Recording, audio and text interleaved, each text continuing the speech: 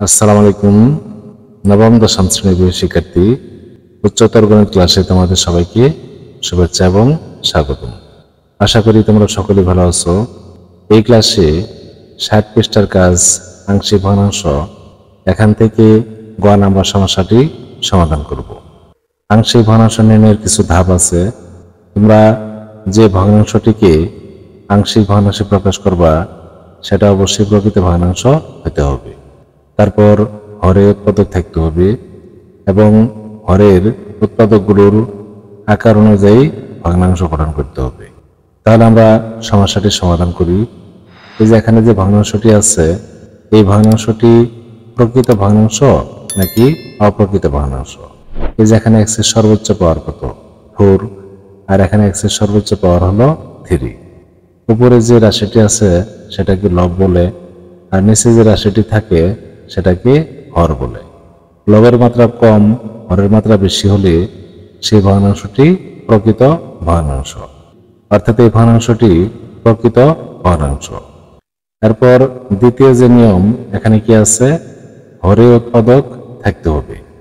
এখানে হরে উৎপাদক দেয়া নেই।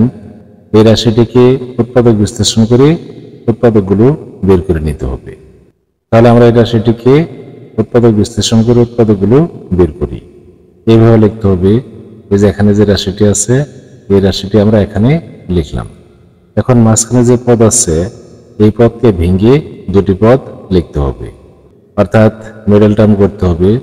তাহলে এই পদকে ভেঙে আমরা দুটি পদ লিখি। এই যে দুটি পদ আমরা লিখলাম। উৎপাদক বিশ্লেষণ কিভাবে করতে হয় তা তোমাদের নিশ্চয়ই জানা আছে। এখন আমরা দুটি করে পদ কমন নেব। এই দুটি পদ থেকে কমন নেওয়া যাবে এক্স স্কোয়ার। আমরা যদি এই পদটাকে এক্স স্কোয়ার দিয়ে ভাগ করি তাহলে এখান থেকে পাওয়া যাবে এক্স স্কোয়ার। এরপরে প্লাস চিহ্ন দিয়ে এই পদকে আবার ভাগ করতে হবে এক্স স্কোয়ার দ্বারা। যেহেতু আমরা এক্স স্কোয়ার কমন নিয়েছি, ভাগ করলে এখান থেকে 1 পাওয়া যাবে। তারপর প্লাস চিহ্ন দিয়ে এই দুটি পদ থেকে কমন নেওয়া যাবে 2 কমন নিলে এই পদ থেকে পাওয়া যাবে এক্স স্কোয়ার, এবং প্লাস চিহ্ন দিয়ে 2 কে এই 2 দিয়ে ভাগ করলে কত পাওয়া যাবে? 1 পাওয়া যাবে। দুটি করে পদ আমরা এখানে কমন নিলাম। এখন এই উৎপাদক আর এই উৎপাদক এক হয়েছে। এই উৎপাদকটি কমন নিতে হবে। কমন নিলে এখান থেকে পাওয়া যাবে এক্স স্কোয়ার, আর এখান থেকে পাওয়া যাবে +2। এই যে এভাবে লিখতে হবে এক্স স্কোয়ার +2। আমরা উৎপাদকগুলো বের করলাম।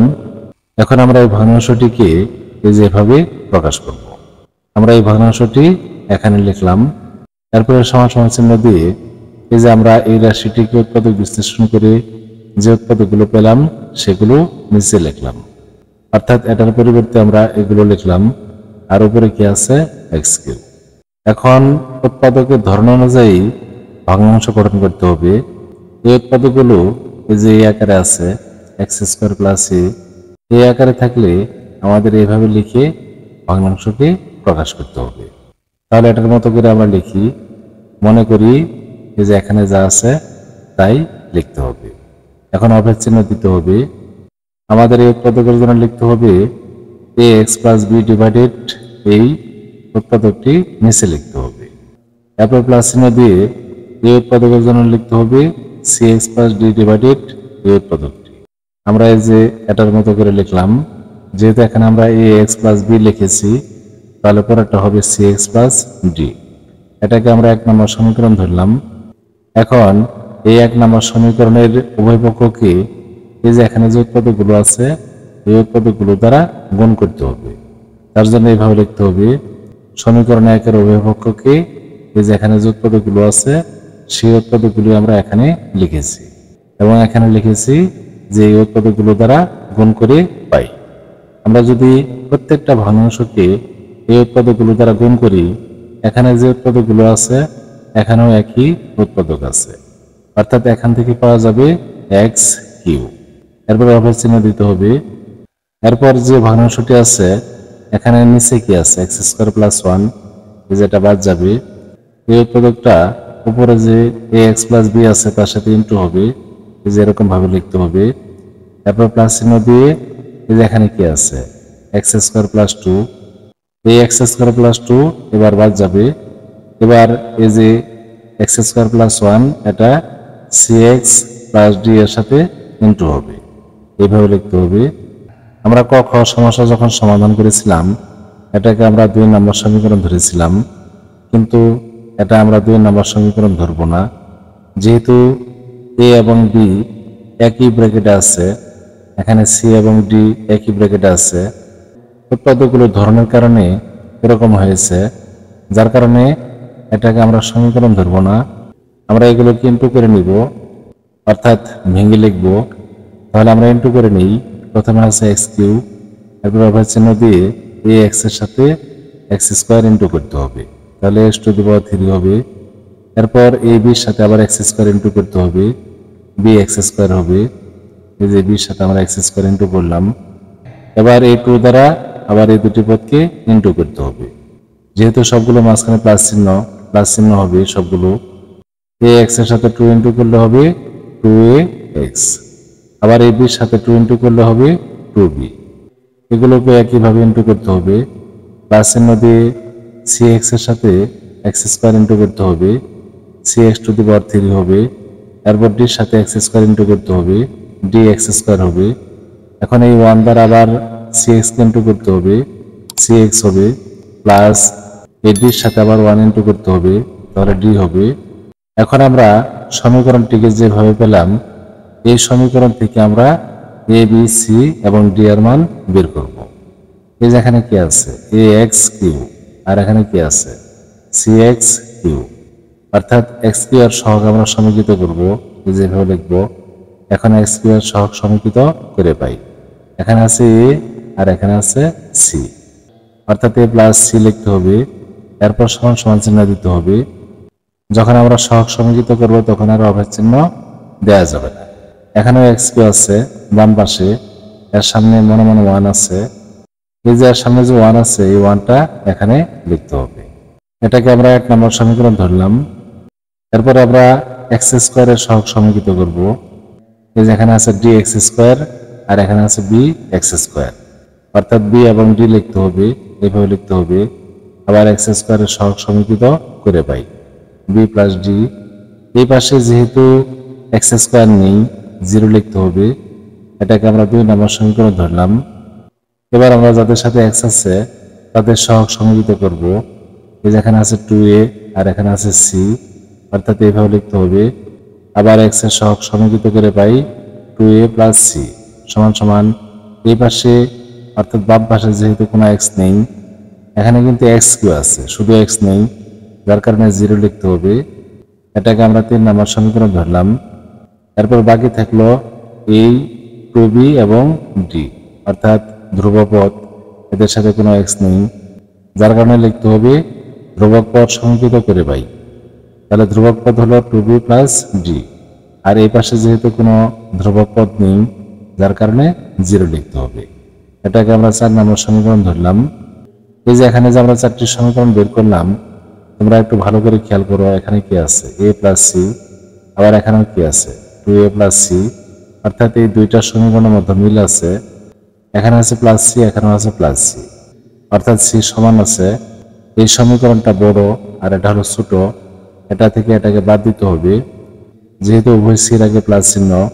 এভাবে লিখতে হবে সমীকরণ 3 থেকে 1 বিয়োগ করে পাই। 3 নম্বর সমীকরণটি আমরা প্রথমে লিখলাম, এরপর লিখতে হবে 1 নম্বর সমীকরণ। এখন আমরা বিয়োগ করব, বিয়োগ করার সময় চিহ্ন পরিবর্তন হবে। এর সামনে মনে মনে প্লাস আছে, এটা মাইনাস হবে, এখানেও প্লাস আছে, এটা মাইনাস হবে, এই 1 এর সামনে প্লাস আছে, মাইনাস হবে। 2a থেকে 1 বাদ দিলে এখান থেকে পাওয়া যাবে, সি সি কেটে যাবে, যেহেতু এই সির আগে প্লাস চিহ্ন আর এই সির আগে মাইনাস চিহ্ন, যেহেতু আমরা চিহ্ন পরিবর্তন করে দিয়েছি। আর এখানে কি আছে 0 -1, অর্থাৎ এখান থেকে পাওয়া যাবে -1। এখন এই যে আমরা যে এ সমান -1 বের করলাম, এই মানটা আমরা 1 নম্বর সমীকরণে বসিয়ে দেব। এভাবে লিখতে হবে এ এর মান 1 নং সমীকরণে বসিয়ে পাই। 1 নম্বর সমীকরণে কি আছে এ প্লাস সি, এর স্থানে বসাতে হবে -1 আর সি সি থাকবে, অর্থাৎ এগুলো যা আছে তাই থাকবে। এই যেভাবে লিখতে হবে, আমরা শুধু এর স্থানে এ সমান -1 এই মানটা বসিয়ে দিলাম। বা সি সমান কত হবে, এই -1 আমরা ডান পাশে নিয়ে গেলাম, সুতরাং এখানে সি সমান হবে 1 এবং 1 যোগ করলে 2। এবার তোমরা 2 নাম্বার এবং 4 নাম্বার এই দুটি সমীকরণ ফলো করো। এখানেও মিল আছে, এখানে আছে প্লাস ডি, এখানেও প্লাস ডি, এই দুইটা সমান আছে, অর্থাৎ ডি সমান আছে, বি বি সমান নেই। এটা বড়, এই সমীকরণ থেকে এই সমীকরণ বাদ দিতে হবে, এভাবে লিখতে হবে। আবার সমীকরণ 4 থেকে 2 বিয়োগ করে পাই। 4 নম্বর সমীকরণটা আমরা প্রথমে লিখলাম, এরপর নিচে লিখতে হবে বি প্লাস ডি সমান 0, অর্থাৎ 2 নম্বর সমীকরণটি। এখন বিয়োগ করতে হবে, বিয়োগ করার সময় চিহ্ন পরিবর্তন হবে, এটা মাইনাস হবে, এটাও মাইনাস, এখানেও মাইনাস হবে। 2b থেকে 1b বাদ দিলে b হবে, আর ডি ডি কেটে যাবে। এই পাশে যেহেতু কোনো মান নেই, 0 হবে।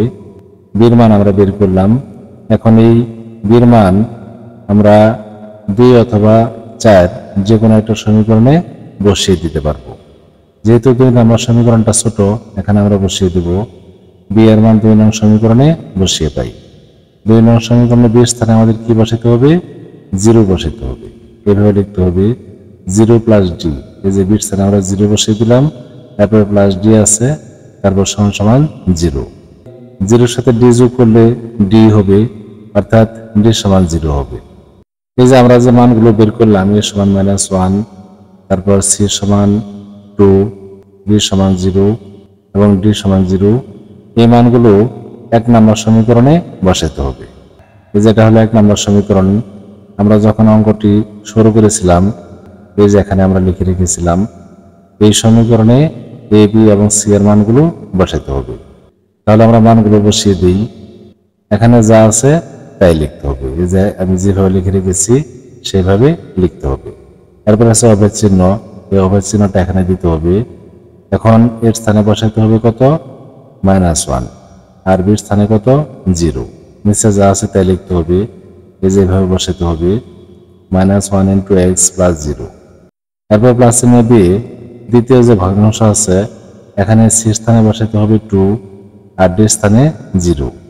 এই যে এভাবে 2 × x + 0, আর নিচে যা আছে তাই লিখতে হবে। -1 এর সাথে x ইন্টু করলে -x হবে, 0 আর লেখার প্রয়োজন নেই। এই যেখানে 2 এর সাথে x ইন্টু করলে 2x হবে, অর্থাৎ এরকম হবে -x / x² + 1। এরপর প্লাস চিহ্ন দিয়ে উপরে হবে 2x, আর নিচে হবে এটা, এই যে এভাবে লিখতে হবে। এটাই মেনে আংশিক ভগ্নাংশ। আশা করি শিক্ষার্থী বন্ধুরা সমস্যাটির সমাধান তোমরা বুঝতে পেরেছো। সবাইকে ধন্যবাদ জানিয়ে ক্লাসটি এখানে শেষ করছি। খুদা হাফেজ, আসসালামু আলাইকুম।